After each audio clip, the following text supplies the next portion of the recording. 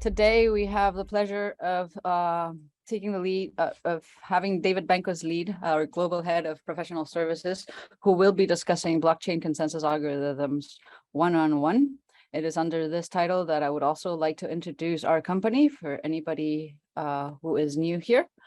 Blankfactor is a multicultural global company. We are currently working with members from all over the world towards one common goal, which is engineering the future as we build amazing products and experiences, not only for our clients and our colleagues, but also for ourselves. As a managed service provider, we develop our own products, and we also support some of the biggest software companies. And we do that with great pride as we take the lead in the industry in many ways. Just to introduce you to our global head of professional service. Sorry about that. You can also follow us on social media. We are almost everywhere. So from Facebook to Twitter to Instagram, LinkedIn, TikTok, and even YouTube, you can find us under Blankfactor or Blankfactor software. And we'll be happy to keep you updated on our latest updates and latest happenings. So David Benko, who is our global head of professional services, is a technical consultant and software architect. He has specialized in full stack application ecosystems for businesses and holds a long-standing history in the financial services industry. He was previously employed by Capital One, but has also worked for companies along the lines of MasterCard, Inuit, and Bankrate. Leveraging over a full decade of professional experience, David comes to us having helped companies design and implement complex technical and mobility solutions, and is currently focused in providing software development services for the banking, payments, capital markets, and lending industries right here at Blankfactor. Thank you, David, for joining us today. Thank you for sharing with us your expertise, and please feel free to lead off. Thank you. Appreciate it. I want to thank everybody, for joining us here today.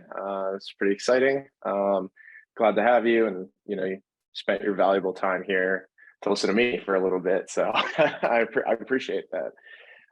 So why are we here? I think this term consensus algorithm or consensus mechanism comes up a lot when blockchain or distributed ledger technology in general comes up, and it's kind of a confusing topic. It's not necessarily very straightforward, but it's the cause of a lot of stir in the media and everything with regards to blockchain. So kind of what we're going to go through today is what is it, why is it important, why does it matter, and then go through a few examples of different types of consensus algorithms and their purpose. So to start off, if you had heard this term previously, you probably went to Google just like I originally did, and typed it in and said, what is this, right? And one of the first articles that come up is Investopedia, and you'll see on the screen, this is kind of what it says. It's a mechanism, a consensus mechanism is a fault tolerant mechanism that is used in computer and blockchain systems to achieve necessary agreement on a single data value or single state of the network, yada, yada, yada. What does this mean? Basically, it's a way for a bunch of computers to decide on something unanimously or close to unanimously. So, if you want to do something and you need a group of computer systems to all agree to do that thing, how do you get them to agree to do that thing? And the consensus algorithm is that answer. So as I mentioned, this is kind of all over the place. Here's some examples of where it's come up in the news. So we've got like environmental impact. You've probably heard the term proof of work. You've probably heard, mining operations using, all of our GPUs up and making it impossible to buy one at a reasonable price. Why is that? There's a lot of news around what's going on with the energy usage. Bitcoin uses currently like 19 terawatt hours of electricity a year. So that's like a little bit less than the entire country of Norway. You've probably heard US lawmakers are encouraging legislation to like limit the impact of cryptocurrency like mining and such. So like, what does this mean? What is the point? You may have heard Ethereum is moving to another consensus algorithm called proof of stake, for faster transaction times and lower computational requirements and lower economical impacts, environmental impacts. What does that mean? And then also around fraud, right? So DARPA, which is like a scientific entity within the U.S. government, commissioned this company Trail of Bits to go check out, hey, where are there security flaws in these consensus algorithms? Are there security flaws in blockchain? Are they truly decentralized? And they put out a really, really interesting article and paper on this. So a lot of stuff coming out, which is really cool. So where does this all stem from? Like, what is the problem here? So there's a couple problems that are kind of derived from game theory that come up. The first one is the two generals problem, which was originally published in 1975. And the gist of the problem is to, solve for an unreliable network. So in this problem, there's two generals that need to coordinate their armies to successfully attack the enemy. So they must both attack or they will fail, or they must both retreat. So the theory is they can only use couriers that have to run through enemy territory in order to communicate with one another. So how do they decide whether to attack or retreat, right? So there's a couple ways that this is tried to be solved. One is, hey, General 1 will send to General 2 a message that says, if you receive this message, reply back and we'll both attack, right? But since these couriers can be intercepted, they could be traitors, they're not necessarily reliable. The other general doesn't necessarily know if it's a real message or not. So you can kind of tack on another message from General 2 that says, hey, if you receive my receipt, send back a receipt to say, hey, we both have come together, we both agreed we're going to attack. But now, General 1 doesn't know if that message is real or not, right? And you can kind of go down the chain. You can keep adding acknowledgements, but it doesn't really get you any further into this like trust mechanism. So this problem, this two general problem, is actually considered unsolvable today, as it's stated, because you end up in this infinite loop of acknowledgements, but really these messages have zero trust. So that's problem one. Problem two, and this is probably the more famous of the two problems, is the Byzantine generals problem. And this one is very, very important in distributed systems. And this relates more to unreliable nodes in the network. So in this case, the Byzantine armies surround an enemy city, and all of the generals must agree to attack or retreat through consensus. They can only communicate by courier. How do they reach consensus on what to do next? And most importantly, in this problem, you can have traitors in your ranks. So these traitors will be purposefully putting in misinformation into the system and be giving the wrong commands. So this problem was thought up originally in 1982 and was published in a paper by Leslie Lepore, Robert Shostak, and Marshall Pease. And it really deals with coming to a consensus in a distributed system in which certain nodes can send conflicting information to their peers. So the way this is kind of solved today in its most simple form is that one of the generals is considered the commander and everyone else is the lieutenants, and the commander decides whether they attack or retreat. And the commander sends the information to each one of the lieutenants and says, hey, we're going to attack. Okay, great. Each of the lieutenants then checks with each of the other lieutenants and says, oh, what did the commander tell you? Did the commander tell you to attack or retreat? And if you have enough trustworthy generals, then you can basically come to a consensus through a majority vote and say, okay, it's likely that the commander gave real information. So in order for this problem to be solved like that, more than 2/3 of the generals have to be loyal. And really the correct number is there has to be 3M+1 generals, where M is the number of traders. So if you have one trader, you have to have 4 generals total, including the trader. If you have 2 traders, you have to have at least 7 generals. So it kind of goes up exponentially, and all the messages you can see that they have to send to each other also astronomically increases. So it's not entirely efficient, but at least it can be solved. And then that leads us to what's called Byzantine fault tolerance. So Byzantine fault tolerance is basically the application of the Byzantine generals problem. So it is, hey, given a computer system, how fault tolerant is it to Byzantine problems, where you have malicious attacks, where you have faulty systems? These are, systems that can go down. These are systems that can, the software is maligned and is giving faulty information. How does that impact your overall, distributed system? So it's the ability of a distributed system to resist the issues raised by the problem. These systems are not only just blockchain. This includes airplane control systems. This includes nuclear power plants. It does include public blockchains. As I said, the traditional mechanism that solves the Byzantine generals problem is pretty computationally expensive. It's O of n to the m+1, where m needs to support the number of unreliable nodes.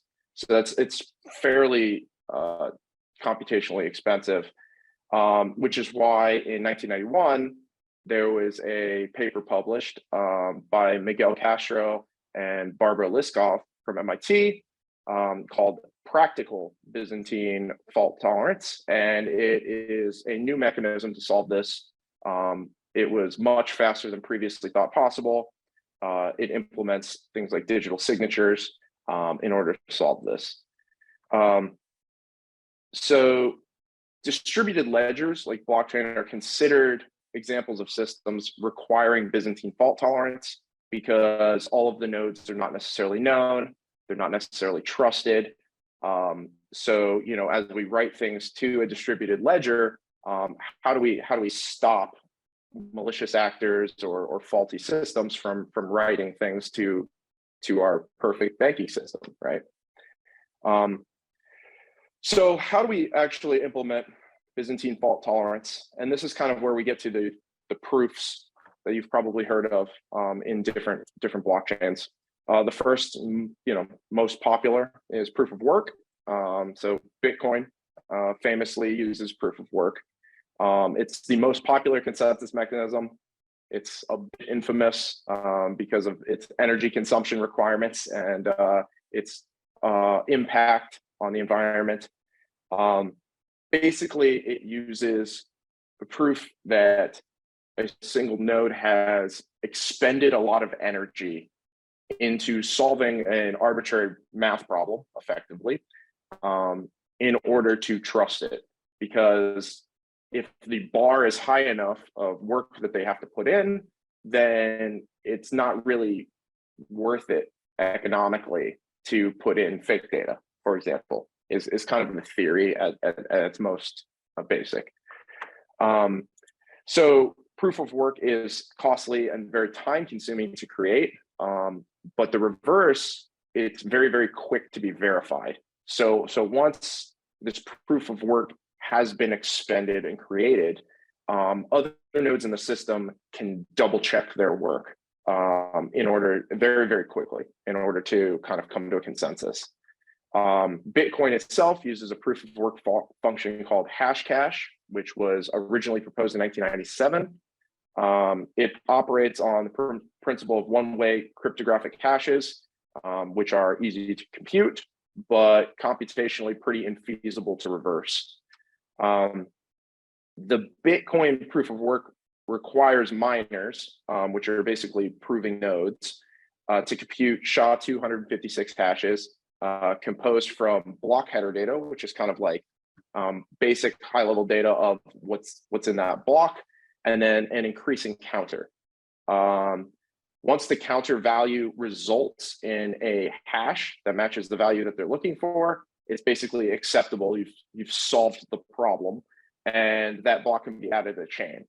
Each new block can then be cryptographically verified by the other nodes, and that's how consensus is reached. Basically, you did a bunch of work, and so we kind of trust that what you're putting in here is good. It's a little more complicated than that, as each transaction is signed, but that's kind of the idea of it.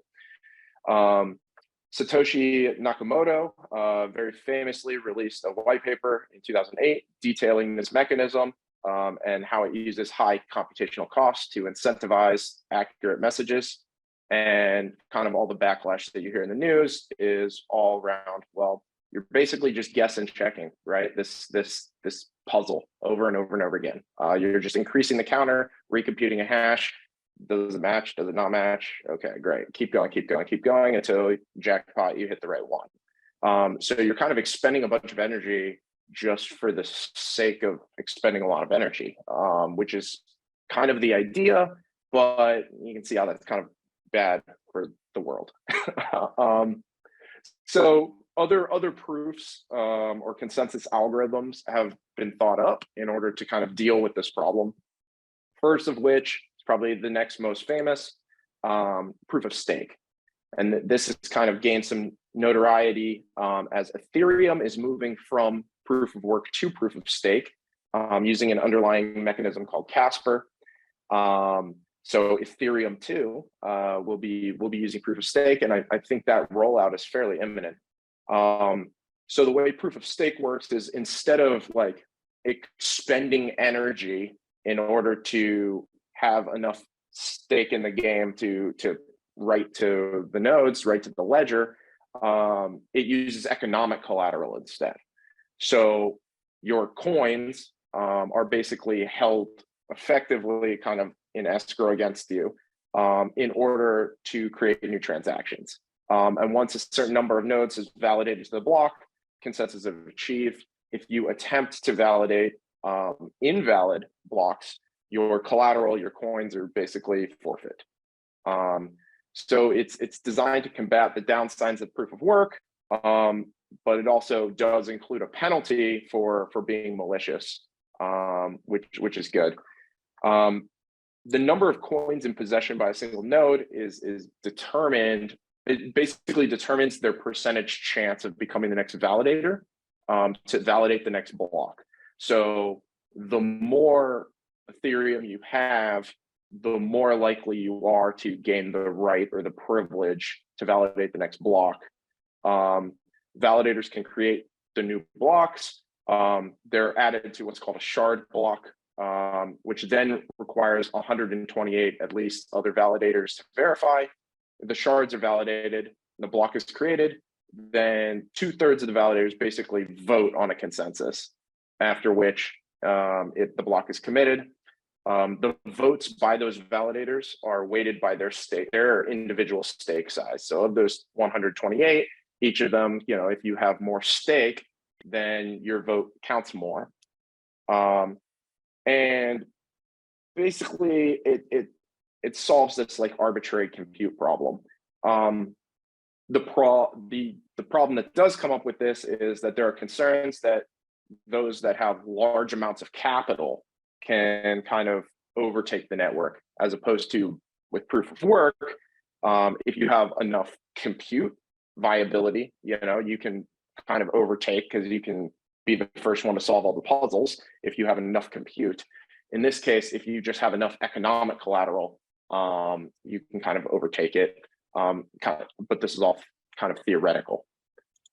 The last one I wanted to touch on today for this is proof of authority, which I think is very important for business use cases. It's probably the one outside of public blockchains that's used the most, or what I would recommend. And this is a consensus mechanism that kind of forgoes the idea of being completely trustless. It kind of says, okay, we're in some sort of a trusted system, and instead uses pre-selected nodes, which are ID'd, and basically can submit transactions based on their identity. As I mentioned, this is mostly used in like business to business, like consortiums or internal business functions, business private blockchains, like, different departments have to all write to a shared ledger, or different companies have come together and all want to share information. This is kind of a way to do it. Nodes, so these nodes with elevated identities kind of submit transactions directly, and they include like a digital signature. And that kind of proves who they are and that they can write this. And all of the other nodes can then check their digital signature and say, okay, yeah, this is correct, before writing it to their respective ledgers. Proof of authority blockchains are considered like trusted and have a much lower bar with regards to like malicious fault tolerance. If you can compromise the private key of one of the nodes, you can kind of fake being a node in this case. So there's kind of other security implications that you have to keep in mind. So depending on the configuration, these kind of blockchains can either they can either submit transactions directly, like, hey, we know who you are, so as long as your signature adds up, you're good to go. Or it can require a voting system on top of it, where it's either unanimous or a majority vote by the other members of the system. The identity is most commonly published using an X.509 certificate. So those are pretty common everywhere, pretty standardized. And the embedded public key in that certificate is used to verify the digital signature of the blocks coming in. Proof of authority requires the least computational overhead of all three of these, because there is still all the voting mechanism and all the kind of like sharding mechanism within proof of stake. So there is still a computational bar that needs to be hit. And proof of work, obviously, just the proof itself is a computational bar. So this is kind of the least overhead with regards to, CPU. And, as I mentioned, this is probably a really good choice for any businesses looking to implement a blockchain within a system that they wholly own and is not public. So with that, that's kind of beginning to end. I know we went through it pretty quickly, so I'm happy to try to answer any questions anyone has with regards to this. I'm happy to, listen if you guys have any feedback, comments, anything. Thank you, David, so much for all the information shared thus far. This was absolutely insightful. Anyone feel free to send your questions via the chat and we compile those. For right now, can we touch upon proof of work and just highlight a little bit what makes proof of work effective in this scenario? Mm-hmm. Yeah, what makes proof of work effective compared to the other consensus mechanisms is the high bar of compute necessary. So it becomes kind of infeasible at a certain point to try to be malicious because you need such a high level of compute to overcome the system by try to be the first one in all of these nodes, or to validate across all of these nodes a fake block, right? Because you have to like be the first to solve the puzzle, so to speak. And then you have to have enough of the compute of the system as a whole to then say, okay, this is true when it isn't. So it's just a very, very high bar to hit. And that's kind of what makes it trusted. Okay, perfect. Thank you. And if we look at business use cases, what would be the preferred consensus algorithm in that sense? Yeah. So as I mentioned, it's proof of authority. Typically, I would say there are others that you can use and that are used, but I would say just it's frankly easier to implement. It's frankly way lower overhead, less cost. You basically just provide, an identity to each of these nodes, and you can kind of say, hey, I trust these, I don't trust these, and allow them to kind of all join the network, so to speak, in this kind of trusted environment, with the one downside that they do need to be in a trusted environment. If it's, let's say a business-to-business consortium, either you have a contractual relationship with these other businesses, or you have some sort of security agreement in place to make sure there's no liability when nodes are if nodes are compromised, things like that. So. Absolutely, right. Making sure you're working through a secure network, right, to protect yourself and customers and so forth and data. Absolutely. And so for anybody still with us, if you have any questions, please feel free to send them via the chat. Otherwise, just as a final note on this, David, what happens when you have too many bad actors in a network then? Yeah, so there's a term for this. It's called the 51% problem, which is a known and, as far as I'm aware, unsolvable problem at the moment with proof of work and proof of stake as well, where if a member of the network has enough of the resources, owns enough of the network, then they can kind of publish whatever they want, right? And this comes all the way back to the Byzantine generals problem, where you have to have more than 2/3 of the network needs to be trusted generals, so to speak, in order to reach a consensus. If you have enough traders, if the majority is traders, then you can't really trust the system anymore. So there are concerns in the media that, large government entities in kind of large economic powerhouse countries, or even individual actors that have enough economic collateral, billionaires and such, do have the possible means to take over some of these networks, and such. Until now, that's all been theoretical. It is a theoretical problem that has not been solved, but I don't think that there's been any proof until now that the problem has been taken advantage of. Understood. Absolutely. And from our audience, we do have one question, and somebody's wondering if the point of authority doesn't really actually make the network less decentralized. Yeah, to an extent, that's true. It depends how you want to look at decentralization, right? Because from a public blockchain perspective, decentralized means effectively, literally anyone can join the network, right? It's completely 100% trustless. In some business use cases, there are kind of semi-trusted agreements, right? Where you have multiple businesses that want to share information with this, but you don't really necessarily trust them as an entity implicitly 100%, right? And so you're saying, hey, for this use case, you're allowed to submit kind of transactions to this decentralized system by first performing it on your system, and then it kind of, hey, you're notifying ours. But in a consortium blockchain or something like that, you don't necessarily have to open up your network or anything to other folks, right? It's just this one system that they have to prove their identity on every single transaction, as opposed to, so it's semi-decentralized. However, yeah, to your point, it's not, you have to know the actors, right? Compared to proof of work or proof of stake, where you can be completely anonymous effectively, and your participation in the network is basically based completely on either your computational or economical collateral.